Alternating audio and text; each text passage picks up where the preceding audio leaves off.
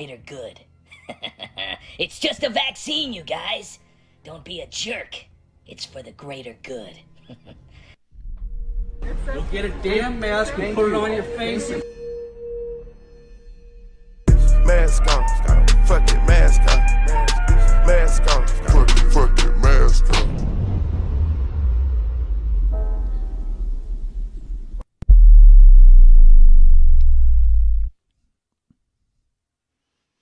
Hello, everyone. Welcome to Sic Semper Tyrannis News and We're Hit Television. I'm your host, Mark Matheny. Tonight, I want to go over an article that was posted, and I missed this, but this was on the 12th of this month. And I'm going to show you this article. This is from ABC News 13 Wham. And the article is out of, don't know exactly what state this is in. I believe possibly Texas somewhere, maybe somewhere else. I'm not sure. But nevertheless, let me go over the article, and there's a reason why I want to cover this article. This is the article that I'm talking about.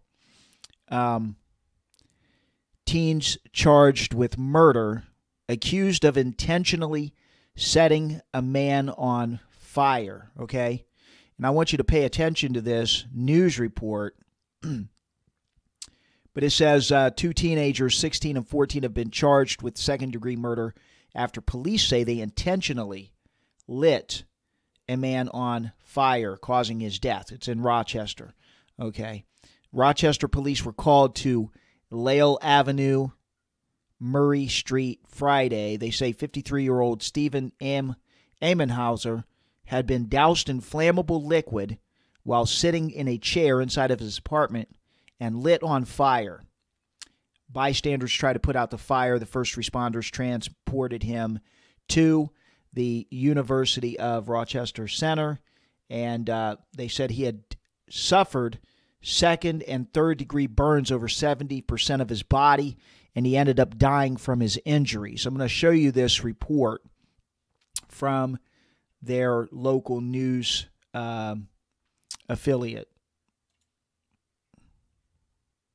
Let me play We are that. beginning with breaking news in the horrific case of a man set on fire in Rochester.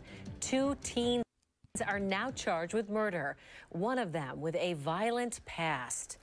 Good evening. I'm Jenny Ryan in for Donnell Hart. We have new information coming down just within the hour. 16-year-old Xavion Perry and 14-year-old Adriel Riley Jr. are accused of setting Stephen Amenhauser on fire. We learned today the younger suspect was out on the streets, released by a judge after an armed robbery last year. 13 Wham's Jane Flash now in the newsroom for us with the details. Jane?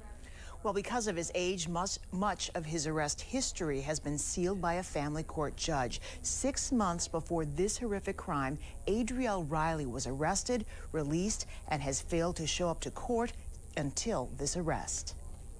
September 27th, 7:30 p.m., three teenagers wearing ski masks, one with a knife, rob a man walking to his car at a plaza on Chilai Avenue. The victim is deaf and didn't hear them coming. You come back to your car and you get robbed at knife point. I mean, that's something you remember for the rest of your life. And it's something that's in the back of your mind every time you're at a shopping plaza. Police say 14-year-old Adriel Riley was at the scene with a ski mask. He and others arrested after a foot chase and charged with first-degree robbery, a felony. He is one of two teens accused of dousing 53-year-old Stephen Amenhauser. Okay, so for a second, I just want you to hear that. One of these guys had robbed someone before this, and since he was a teenager, was let back out on the street. And then they go in this, burn this man alive. Listen to that. I'm going to talk about a couple things after this. With a flammable liquid and lighting him on fire as he sat in a chair in his apartment on Lyle Avenue. Rochester police say Amenhauser was a widower with no other family. And unfortunately, there was no family in his life at the time of his death. So the reason I'm telling you a little bit about him, because there's nobody else to speak for him. Sources tell 13 WHAM News Riley was out on the streets because Raise the Age laws discourage teens from being held pending trial. After an initial court appearance in September for that Knife Point robbery, he was released. 4 months later, the teen was arrested again in a stolen car outside this car wash on Chilai Avenue.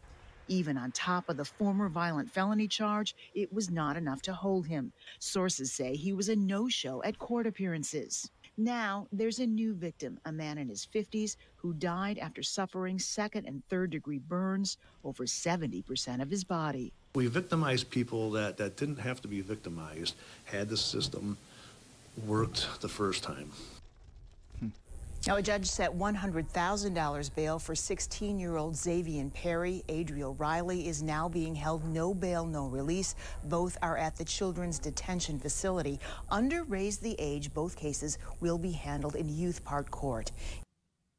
Okay, so now, one thing you'll notice in this article, they didn't tell you anything other than 2 teens murder a man, okay? And the reason I'm saying that is because it's interesting that they don't mention the ethnicities of the 2 young teenagers or the man who was killed. But let me show you, the Daily Wire came out with an article because they saw this.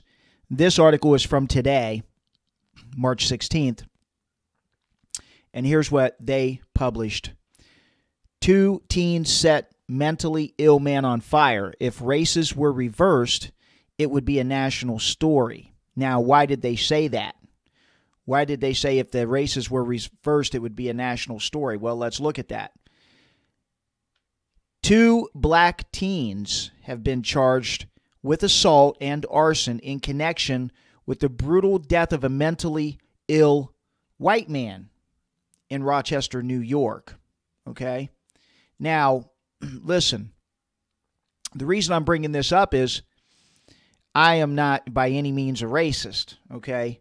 I have no problem with any ethnicity on earth. We're all humans. We're all part of the human race. My wife is black. My children are all mixed. I've got Arabs and Mexicans and Puerto Ricans and everybody in my family. But the point is here, why did the mainstream news not report it? Why did they not show or at least report the ethnicity of the 2 young men and the man who was murdered? Because, in my opinion, and I agree with the Daily Wire, had it been 2 white men setting a mentally ill black man on fire, right now in New York, there would probably be burning buildings, and Black Lives Matter and all of them would probably be there up in arms. It says the 2 reportedly snuck into the home of the man on Friday afternoon, sprayed him with an ignitable fluid, and set him on fire until about 70% of his body was covered in second and third degree burns. Now listen, apparently they left him to die, but some mail carrier saw him and a gas and electric worker, and they broke into the apartment to try to, put the man out and save him, and they called 911, but by the time 911 got there, it was too late. The victim died after 4 days in a trauma unit, a burn trauma unit. Now, here's what's interesting. It says the story was reported by the local station, WHAM 13 News. That's the one I just shown you. But the races of the individuals were not specified, obviously. And you've seen the report. They didn't specify the race. Rochester journalist and radio host Bob Lonsbury made the races public and highlighted the double standard in the news coverage that has contributed to the deterioration of Rochester, a city engulfed in an at times violent campaign against police officers over alleged racism. And so, that's what this radio reporter is bringing out, is the fact that there's a double standard. Here was his tweet. He said, the mentally ill white man set afire Friday by 2 black teens died this morning. They died. He died. It says, citing law enforcement sources, Lonsberry reports that the teens instructed the victim, now listen to this, during the incident to tell authorities that it was 2 white men who perpetrated the crime. So they set this mentally ill man on fire, and as he was burning, they told him to say, hey, tell him that 2 white people did it. It says a police source confirmed Lonsberry's reporting to the Daily Wire. A man has died after suffering 2nd and 3rd degree burns over 70% of his body. Days after Rochester police say he was intentionally set on fire by 2 teens. It says the investigator said the man whose name was not been released was sitting in a chair of his apartment, and you saw that, and they had set him on fire. Both teenagers were charged in the assault. One is 16 years old, one is 14 years old. But again, they don't talk about the race, the ethnicity. And this is why the radio reporter, Lonsberry, Bob Lonsberry, reported it. Now, here's what he said in his second tweet. He said, if 2 white teens had set a mentally ill black man on fire last Friday on Lyle Avenue, how many floors at the Stratholland would be set aside for national media today? Well, obviously, there would have been all kinds. Al Sharpton and Jesse Jackson, all of them would have been there. Black Lives Matter, Antifa, burning down stuff and blaming the white man for it. And I'm only pointing this out because it is a double standard. We see these double standards not just in this. We see it in lots of different things. We see it with this double standard of attacking conservatives, attacking books written by conservatives, attacking Trump supporters simply because they're Trump supporters. They've arrested, over 100 people now in connection with the so-called phony riot at the Capitol building. But the radio reporter Lonsberry said that there's been basically a virtual blackout on national reporting of this story, with a total blackout on the races involved. So even if they have reported on it, they have not reported what the ethnicity of the 2 young men were.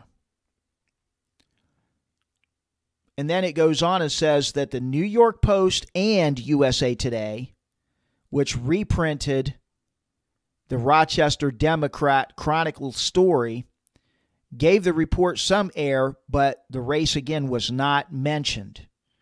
They didn't mention anything about the race of the 2 young men and the mentally ill man. The races of those involved may prove to be relevant in the end or may not be, because they have to go through the investigation. And I agree. But the Daily Wire said at this early stage of the investigation, there are no reported connections between the teens and the man. If police sources are correct, however, race was a factor when the teens reportedly told their victim to say that he was set on fire by white men. And then the article goes on to say, due to this claim, the racial connection is stronger than in many other national stories of the media framed through a racial lens. News reports of the incidents concerning Michael Brown, Freddie Gray, Eric Garner, and George Floyd, for example, were not shown to be connected to race other than the media's injection of the issue into the tragic events. In a world where everything anymore seems to be about race, nobody wanted to mention the fact that the teens were black and the old man was white as they watched him burn alive. After they sprayed him and lit him, they told him it was 2 white people who did it, Lonsberry wrote. He said nobody asked if it was a hate crime either. And that was from the Daily Wire. Yes. Why isn't this being called a hate crime? And why aren't the races being mentioned in this case? We know why, unfortunately. And am I on that? No, I'm not. I'm trying to make a point that there's a double standard in the media. We know that. It's unfortunate. It's a tragedy, no matter what the ethnicity of the young men and the mentally ill man are. It's human life. And there is a scripture in the Bible that says, because iniquity shall abound, the love of many shall wax cold. And we're seeing that, hatred. But this should be labeled as a hate crime. This should be labeled as a hate crime. But will it? Most likely not. We'll see.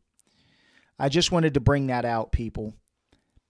This isn't to attack blacks or whites. It's to make a statement that there is a double standard.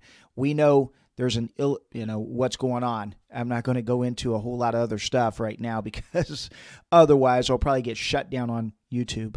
But you know what's going on. If you're a conservative, you know what's happening in the world. You know what's going on in the government.